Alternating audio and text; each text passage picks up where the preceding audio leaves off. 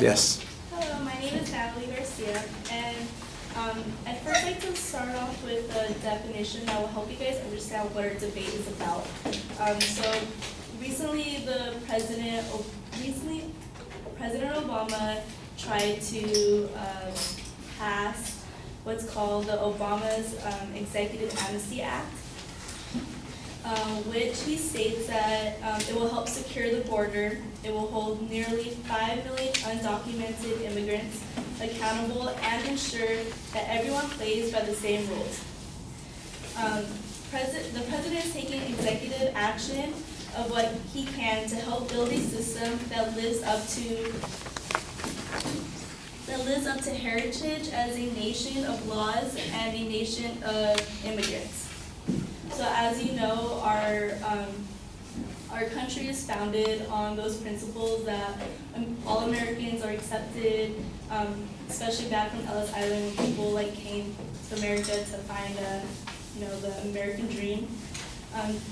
So our main claims to support what we're hoping to be passed is that the executive amnesty will positively affect the state's labor system.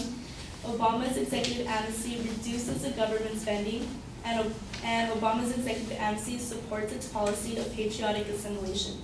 The first thing that comes to mind with this thing that a lot of people have a problem with is that they believe that immigrants will be taking native-born Americans' jobs. That's not really true. The immigrants aren't really taking jobs from millions of Americans. They're giving jobs to millions of Americans and doing the business with millions more.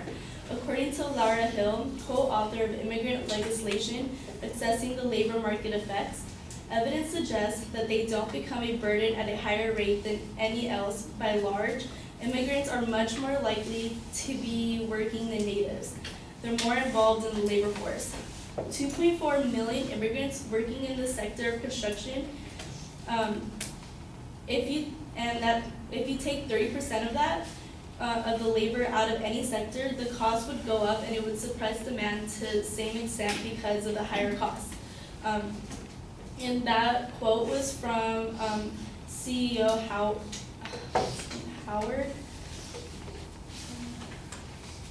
Thanks. Okay. What he's trying to state there is that if, sorry, I'm a little nervous.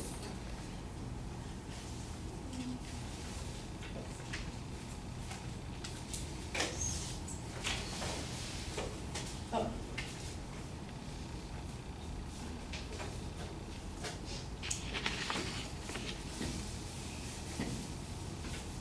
Okay. What he's trying to state there is that if you take 30% of the people from there, it would mean that the employers would have to hire Americans, which would be demanding higher wages, which would suppress the demand, which would obviously make the cost of the products go higher. Moving on to my next example, immigrants are most likely to start a business than a native. In a 2012 report, the Partnership for a New American Economy notes this: over the last 15 years, while native-born Americans have become less likely to start a business, immigrants have steadily picked up the slack. Immigrants are now more than twice as likely as the native-born to start a business, were responsible for more than 1 in every 4, which is 28%, U.S. businesses founded in 2011, significantly outpacing their share of the population, which is 12.9%. For our second claim, Obama's executive amnesty reduces government spending. The president's actions will grow the economy by increasing the productivity of all American workers. Giovanni Perry, an economist at the University of California at Davis, estimated that the wave of immigrants that entered the U.S. from 1990 to 2007 increased the national income per worker about $5,400 a year on average, also boosted the average wage of an American worker, lifting the overall economy. Also, a bigger economy will reduce the deficit.